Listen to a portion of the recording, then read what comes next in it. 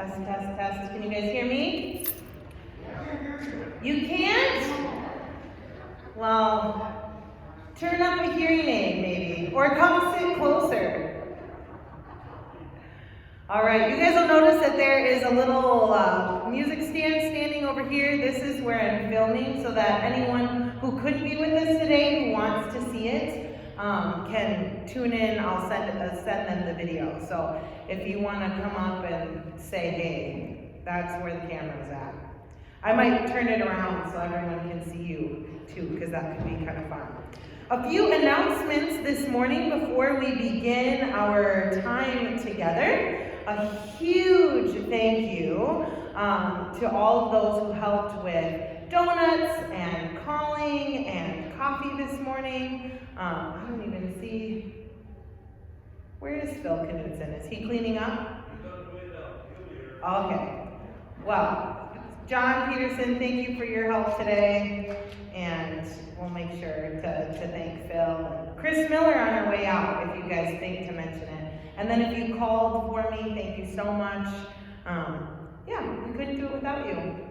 So if you notice today we changed from doing like a check-in where you pay directly to kind of a more free will offering type of thing. We're suggesting $2 and that'll go to donuts and then and coffee, and then whatever is left over will go into a fund that will help support the card ministry and flowers for funerals. And then at any time, if you so wish, you could give an additional gift that could go directly to that fund so that we can make sure that we can give a peace lily for a funeral or cards when people are in need. So, any announcements to go with that right off the bat? All right, fantastic. A couple more things. I think that you all are wonderful grandparents, probably, even if you don't have grandkids. And so I was thinking about VBS this summer and who I was going to get for volunteers. And I thought maybe some of you might be interested in sharing a Bible story with some of our kids. And so if that is something that you are interested in doing, maybe helping with craft or snack, send me an email or give me a call at the office. VBS is June 13th through the 17th, and it's in the evening. And by evening, I mean 6:30 to 7. And it'll be outside, and so we have to use the sunlight, and so it'll be before the sun goes to bed. So if you're interested in that, let me know. We are also doing devotions as a part of an ongoing ministry at Grace, and those are posted both on our website and on Facebook. And because we're kind of embarking on maybe this storytelling journey, you might be writing some things that could be really fun to share with the whole Grace community as a devotion. And so if you write something and you're like, oh, maybe this could fit that, feel free to send it to me, share it, and I might ask you too, like if you share in this group a story that you wrote, I might say, hey, that would be really good. Could we share that with the Grace community? And you are always able to say no, but I'm still going to ask. Cool? All right. And then in a couple of months, we're going to take a pause on our study that we're starting today because a few folks have come up to me and they're interested in doing some sort of funeral workshop. And so I've got a worksheet that will take you through maybe what scripture you'd like, or what music you'd like to have at a funeral, a healthcare directive. We'll talk through some of those things to get you thinking about what you might want your funeral to look like, so that your loved ones, when they're grieving, don't have to make those choices. It's already laid out for them because you've thought of it before. Cool? I think those are all of my announcements. Does anybody have anything else? No. All right, so we are going to start. I've got a couple of minutes here. I have a little schedule that I want to keep on so that we can get through all of the things. We're going to start with our little icebreaker activity that we started last time, which for those of you who are with us, you know exactly what this is. For those of you who weren't, I asked everyone to write down a fun fact about themselves on a sheet of paper and then put it in the basket. And then at the beginning of each time that we meet, I'll draw it out and I'll read it aloud to the group without sharing who wrote it. And then you get to guess who might that fact belong to, and then we'll ask a couple of questions, maybe get a story out of it. So, my first today says this. My second cousin will be 110 years old on March 18th. So just had a birthday on March 18th, 110 years old, and she is requesting cards. Who might have written that? Does anybody know? Make a guess. Phil Knutson. Was it Phil? It was not Phil. Good guess, though. Anybody else have a guess? Who was it? It was Twyla. Twyla Hanson's cousin. What's your cousin's name, Twyla? Lillian. And she's 110 now. Would she still accept cards? Okay, so if you are a card writer and that sounds like something you'd like to celebrate, can I have people come to you for that address, Twyla? All right, so if you are curious about that, give Twyla a call or stop her before you leave today and get that address so you can wish Lillian a happy 110th birthday. That's amazing. Love it. All right, let's do one more. And there's Phil. Phil, thanks for picking up the rolls today. They were delicious. And I think you got just enough. There's only 6 left when I saw last, so that's pretty good. What is the next one? Oh, this is a great one. I was in a class at high school with only 16 kids. 8 girls and 8 boys, perfectly split. Who could that have been? Any guesses? Who? Alden Riley? Was it Alden? It was not Alden. Jan Anderson? Was it Jan Anderson? It was not Jan Anderson.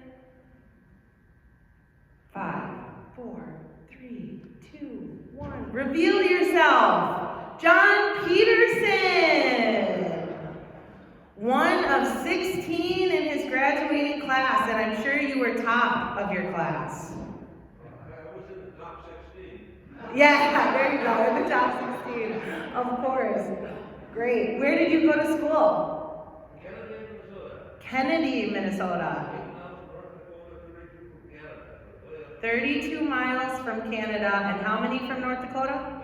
8. Wow, very cool. Probably pretty windy up there. Yeah. That's what they call the people that come from there. What do they call the people who come from there? We're in church, Phil Knutson. I'm just kidding. My mom's class used to always call me a stump jumper. A stump jumper? I don't even get it. Because you could just hop over the border or what? Oh, from hillbilly country. Got it. Guys, I'm just a kid. I don't get all the jokes. That's okay. You'll just have to fill me in. We'll get through it together. All right. So let's start with our study for today. And so I'm going to invite you to open up to page 3, where we'll start with beginnings. And then once I'm done reading through the first little bit and kind of talking about beginnings, I'm going to invite one of you to come up to the lectern here, if you're willing, to read John 1 through 14. Do I have anyone who would be willing to do that for us today? Oh, don't all volunteer at once.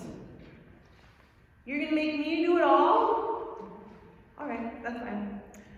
As long as you don't get sick of me, you'll let me know if you do, right? Okay, very good. All right, let's start. The Bible contains the origin stories of who we are as people, as God's people. Often used in comic books and other popular storytelling methods, Origin stories attempt to answer questions audiences have about the story's main characters.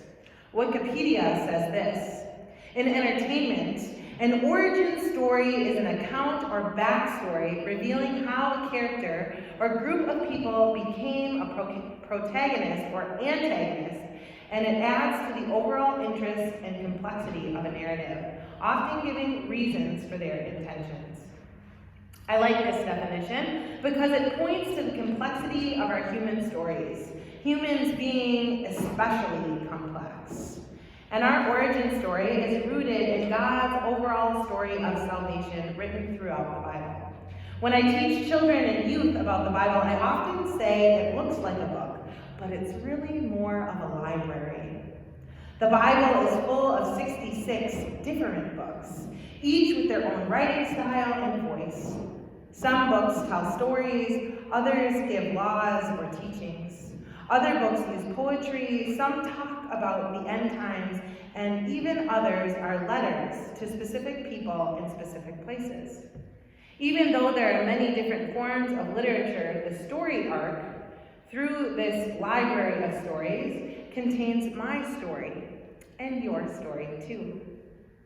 You might gather from hearing sermons and reading devotions and just spending time with me that I am completely in awe of the biblical story and how its stories narrate and weave through me, or through our lives.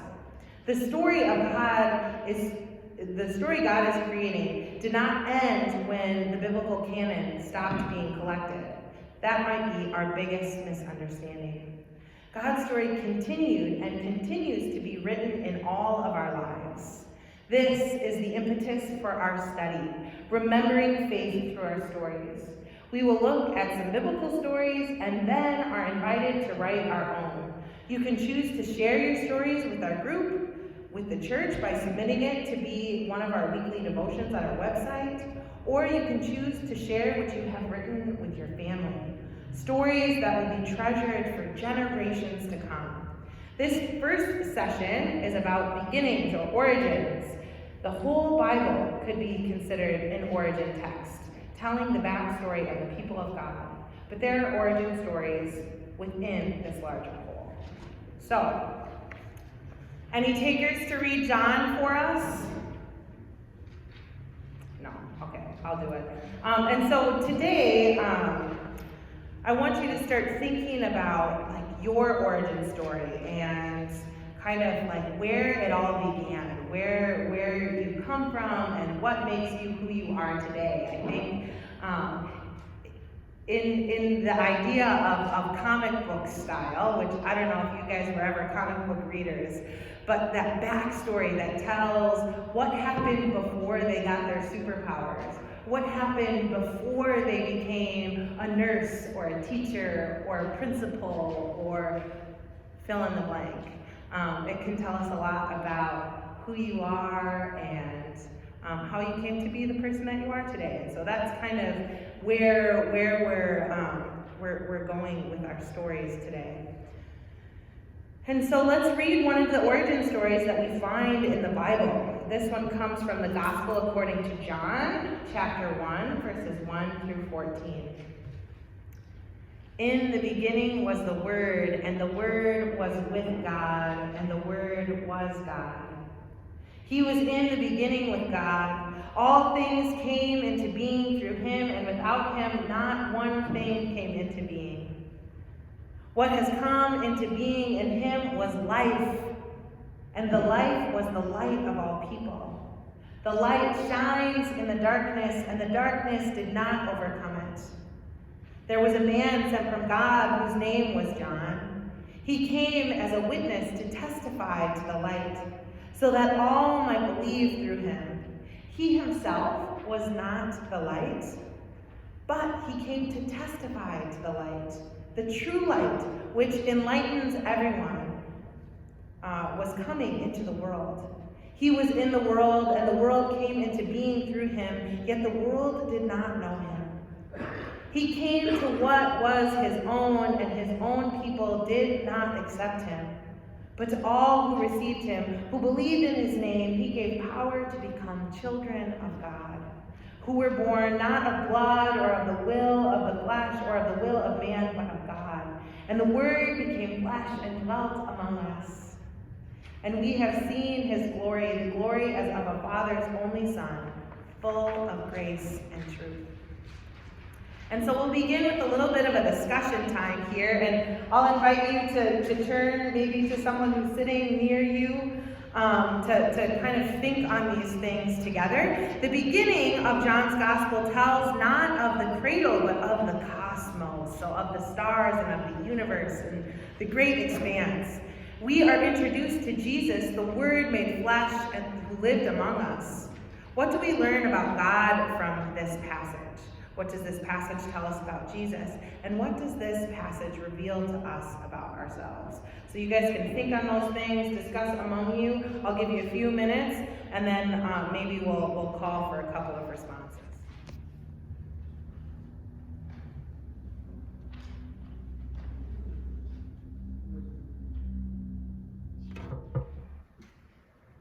So let's start at the very beginning.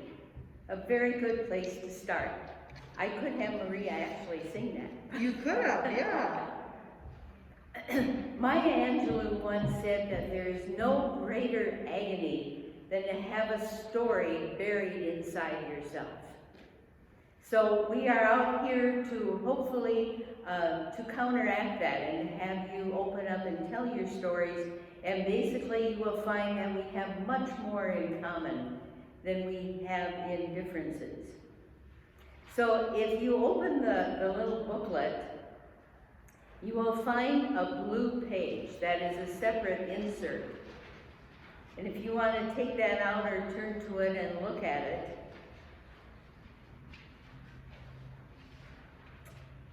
it says below is a list of possible topics to include when thinking about your life story. You can choose whichever ones you like.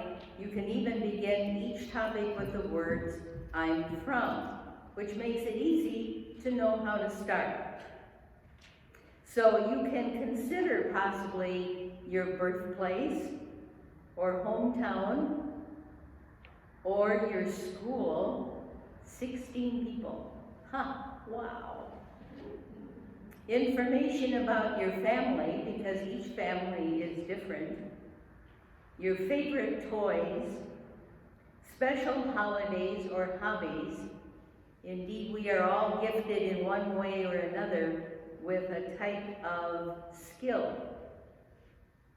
Memorable trips or awards, traditions or rituals, or favorite foods, one of my favorite topics.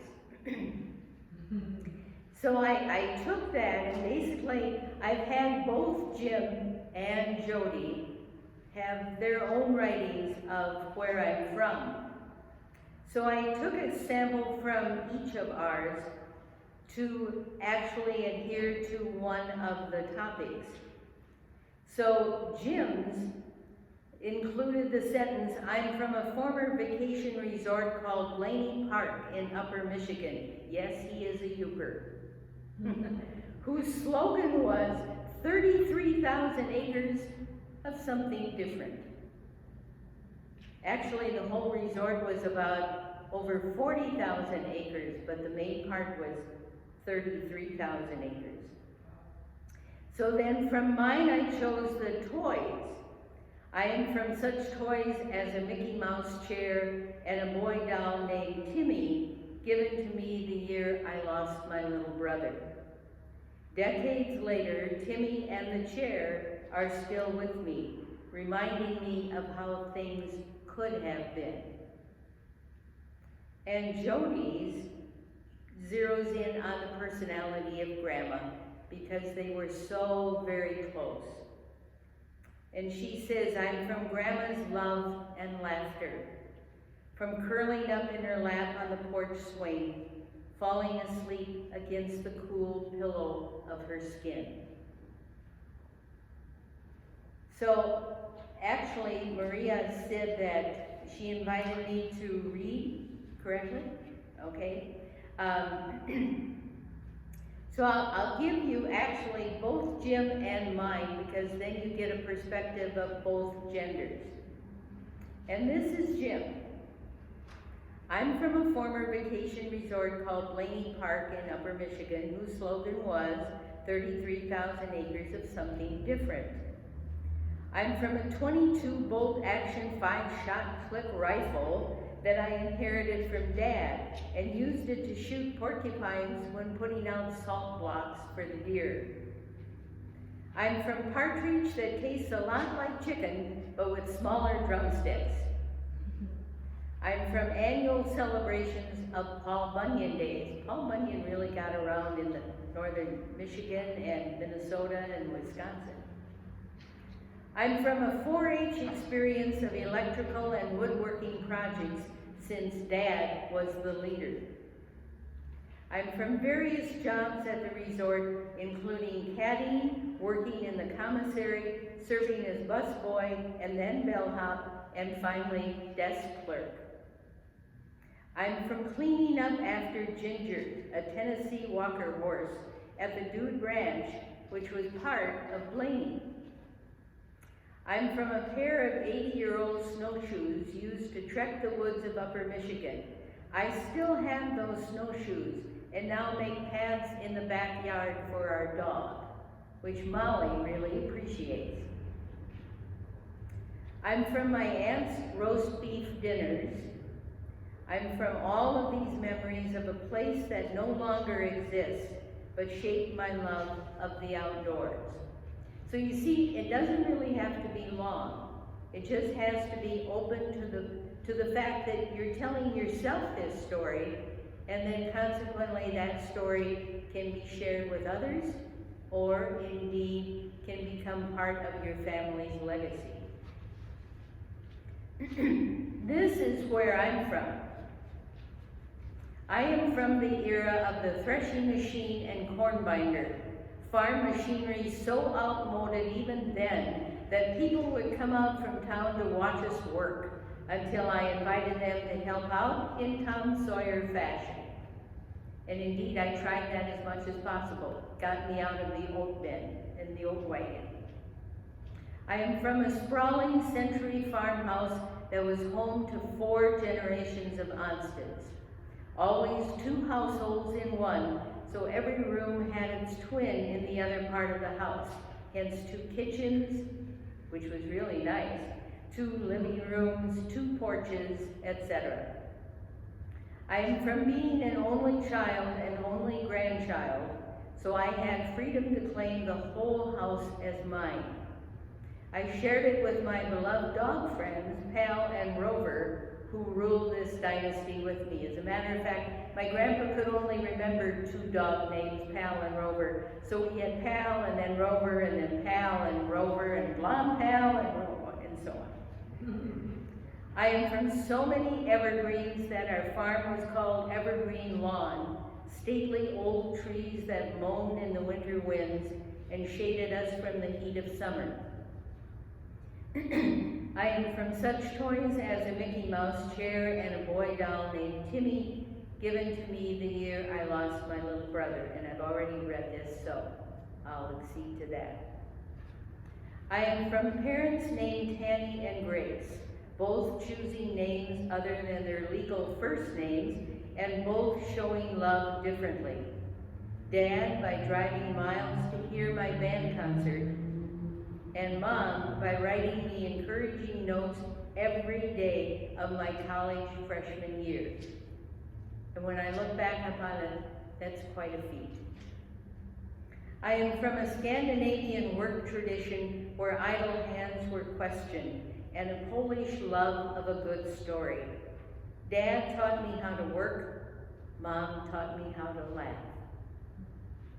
I am from the tradition of weekly baking because one always had to have something on hand should company stop by, just a little lunch, often 3 or 4 courses. I am from lefse in the Norwegian tradition to potato dumplings in the Polish tradition. Culinary carb treats uniting different cultures.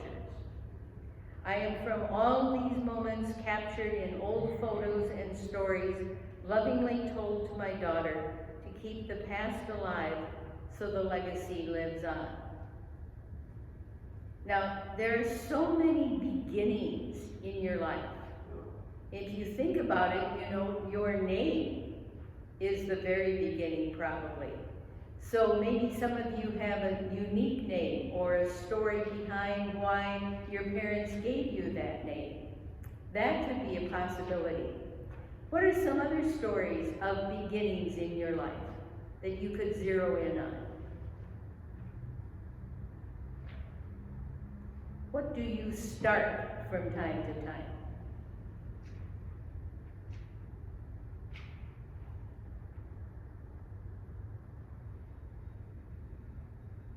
When you were maybe about 5 or 6, what was the beginning? School. Yes, right, school. And you could tell about that, or maybe some of your classmates, or some relationships that you began then. As you got older, what are some beginning moments? First job. Ah, good one, first job. For example, how many of you had a unique experience with a first job? What were some of your first jobs? Ken, what was your first job? Holding corn. Corn? Detasseling corn. Oh, detasseling corn. Detasseling corn. Yes, I know that well. Okay. I thought it was the one with the meat place. Oh, that was that first job out of high school. Oh, first out of high I school. worked at an armoring company. Oh, okay. Before we loaded killing for. Oh, Come wow. down the stoop into a wheelbarrow. We had yellow raincoats that were blotted with red. I worked that job for 3 days and they said, you know, I've got to get an education. Wow, though, what a unique experience to a first job. Yes. My first job was clerking in the camel store, and it turned out the boss took off to Rapid City to run a lumber yard, and I was left alone as a 15-year-old kid. Oh my. Mama came and set the till in the morning and checked the till out at night, and I was there all by myself making 35 cents an hour. Oh, a whopping 35 cents. But wow, what a responsibility. I didn't think about that, but things have improved. Oh, wow. Oh, yes, John. Here, John, use this. There, is that better? Yep. Yes. Okay. Well, my father passed away when I was 6 years old, and as a result, I started going out to my uncle and aunt's farm in the summertime. And one of the first things I can remember there, they were farmers, and if you remember the old-fashioned combines, they pulled with tractors and that, they would put me up in a hopper with grain picked out, tie me in there so I wouldn't fall out. My job was to shove the grain to the corner so they could make a full round around the field. So that's the first job I ever had to take. Wow. That's amazing. What were some other first jobs? Picking up rocks. Picking up rocks? Picking up rocks for the farm. Oh, from the field? From the field. Oh, yes, yes. I know that experience well too, yeah.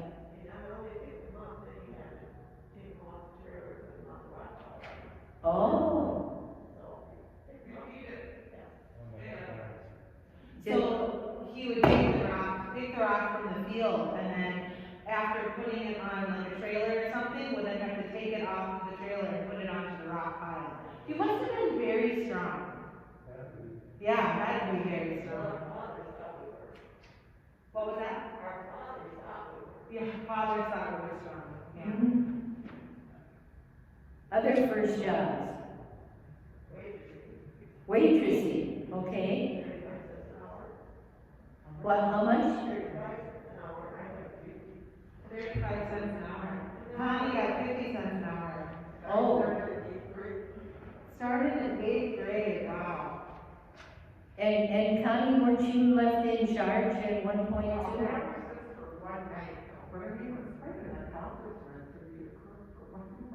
Oh, yes. And then that we had a lot of customers too. It was very unusual. Because And- when it because his mother came back and didn't know why the lights were on, and my mother was there doing dishes. Oh. And my sister got tips too, so. And you didn't get any tips? No, Darn. I got the experience. Yeah. It was fun. Any other types? Yes, Alden. If you want to talk about my first paying job, it was selling greeting cards. Oh. I was just still quite young, still in grade school, and my mother thought it would be a great education for me to, in a way, make some money with selling these greeting cards. So you would send to this company, they'd send out the cards, and you had occasional cards and you had Christmas cards. So during most of the year, you would go door to door with these boxes of cards, trying to sell cards. And the Christmas, where she sold Christmas cards. Most of the cards I sold were to aunts and uncles. Very few neighbors were willing to short shell a bucket, a quarter for the greeting cards. So that was my first day job. Oh. It was kind of a precursor to what my career would be, but I ended up in sales, and that's where it started from. Okay, So it was kind of a precursor or a beginning for you. I always knew you were a card, Alden. I gotta share my memory. On Sunday, Jan had entered the contest for Liberty Stem. Oh, yes. Yes, you would say you had entered your 3 entries, and we were doing the Zoom at 9:30, we'll get together. And I never found the time to fill this in, but as we were talking, I made up a winner for Jan. I'm a fan of a woman named Jan, who just for fun, we said there. I am a fan of a woman named Jan, who just for fun will make it fun. And she does it as often as she can. I love that. Wow, very talented. Yes, I really love that. Okay. Any other first jobs out there? A what? Oh, a soda jerk, okay. I don't even know what that is. Worked in a drugstore. Like in Willy Wonka and the Chocolate Factory, where he's got like the soda and the candy and the candy man. The whole works. Oh, that's cool. Was it sticky? Was it a sticky job? Yeah, that was always the best part of the drugstore experience was the soda. The malts, yeah. Yes. You want to date a girl that was a soda jerk. Ah. If you got 3 goodies. Oh, okay. That was all the guy's dream. Hmm. Actually, my first job was a little unique because I worked at North Central Plastics in my little hometown of Ellendale, and basically they riveted insulators and then sold them in packages.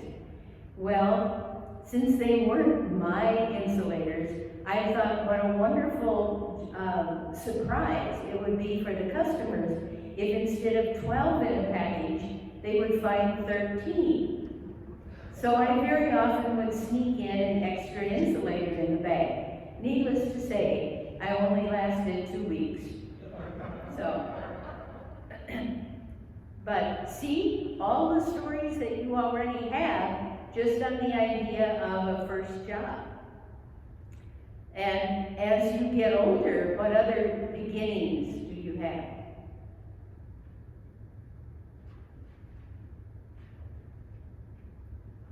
Well, as you get through high school, what very often follows? Okay, college or a career, or a line of work that you're in. And some of you indeed then follow with marriage, and you have families. You see all the different possibilities of new beginnings. So, and how much time do I have left? 3 minutes. Oh, 3 minutes, okay. So, in the idea of sharing your stories, as we've said, sometimes it's very simple just to simply get it started and to put down what you would like to remember or be remembered for. So, actually, I'll end it a little earlier, but do any of you have any questions? You can certainly use that blue sheet to help you get started on the ideas. Awesome. Thanks, Jan. Yeah. If we're writing our stories, how inclusive should we be? How is the whole? Yeah, so I'll answer, I'll address that Take question. one little piece each week and have a continuing story, or how is that? Yeah, so what we're gonna do now is I'm gonna talk a little bit about the process moving forward. So now after this, before our next meeting, which will be May 11th here at Grace, I'm gonna invite you to dive deep into this first story. So you can write about beginnings. It could be, or the prompt, where I'm from. And even just now I was thinking, I'm from the city of Faribault, which to neighboring farm communities was a bustling metropolis. But to the Los Angeleses and New York Cities and Tokyos and Frankfurts of my traveling as a young outreach music team member, Faribault was in fact a small country town. Just thinking about things like that, and then I wanted to work in that I was actually the tractor pull champion when I was 11 years old. The pedal pull that they do, they put weight in the back of the tractor, and I won when I was 11 years old. Pretty cool, pretty fun fact. So little stories like that, it doesn't have to be expansive, it can be one glimpse into a beginning. Maybe it's your birth, maybe it's your name, maybe it is that first job, maybe it's that first day of school, maybe it goes through a couple of things. But like as Jan read hers, she touched on a lot of things. Her family home, her family, the fact that she was an only child, pets as she was growing up, different toys that she loved. You can include all of those little details in there if you want, but really it's your story. And so we've gotten a couple of them today, and I think, aim for maybe a couple of pages, but just start writing, and you might get a story that has a beginning, a middle, and an end, and then you'll know, like, I think I've told enough there. And so then, next time when we meet on that May 11th, I'll have you bring those stories with you, and if you are willing to share, we'll have you share them up here for everyone to hear the story that you wrote, so we can learn a little bit about you. But you by no means need to share. And then once we've had a fun time of sharing our stories, then we'll move on to the next topic, which will be the next section in the book, which I left my book down there, so you'll have to shout out what the next one is. Gifts. And so then the next prompt will go with gifts, and maybe a story of a gift that you received, or a gift that you gave, or the opportunities are endless. And so these are just prompts to get you thinking about stories that you might write and that you might share. So, questions with that? We chose a lot of the words actually from we went according to the concordance in the back of the Bible. Right. So when we were brainstorming what topics that we would write on, Jan and I, we looked at the concordance like in the back of a Bible and picked out some of the words and then expanded on there and found Bible stories that could help lead us there and get us to imagine our own lives. And so in your packet under beginnings, you'll see there's a little prompt that says discovering your story. So there's other Bible stories listed there that I invite you to read or to look at or to ponder about if you get stuck. And if you end up, being stumped and not writing at all, then come back next time and hear good stories written by others. Yeah, Shirley? On page 21, you have a startup statement there too. Is that Yes, yeah. On page 21, there's a guide there to help you when you're thinking about how you might write a story. There's some good information there if you're feeling a little anxious about it.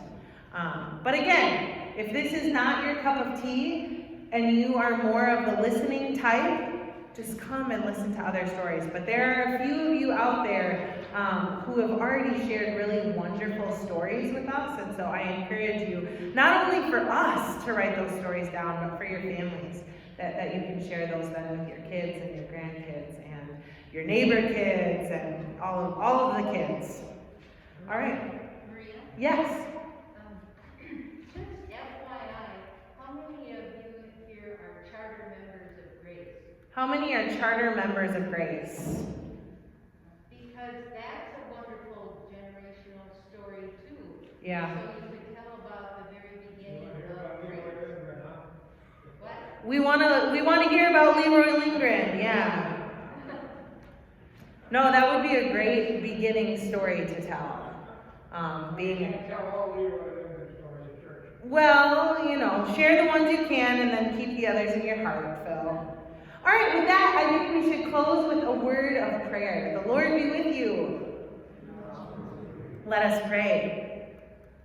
God of stories and beginnings, we give thanks this day for bringing us together, for allowing us to share coffee and rolls and life together. I give you thanks for all of the members of Graceful Seniors and the life that they bring back to this place after we've been gone for so long. It's so wonderful to be together and to gather around your word and wonder together how you have shaped and formed our lives from our very, very, very beginnings. We ask that you would bring us peace this day, that you would protect those who protect us and keep the vulnerable safe. Help us be brave and courageous in finding and telling our stories. Give us strength and keep us safe. In Jesus' name we pray. Amen. All right, I'll be hanging out for a little bit for questions. I am going to go grab my puppy because he's here, and I heard a rumor that some people wanted to meet him, and so I'm going to bring him out for anyone who'd like to see him. And with that, you are free to go. Thanks for hanging out with me. So Chandler's here. He's here. You can see him in person, Jan. Not through a screen.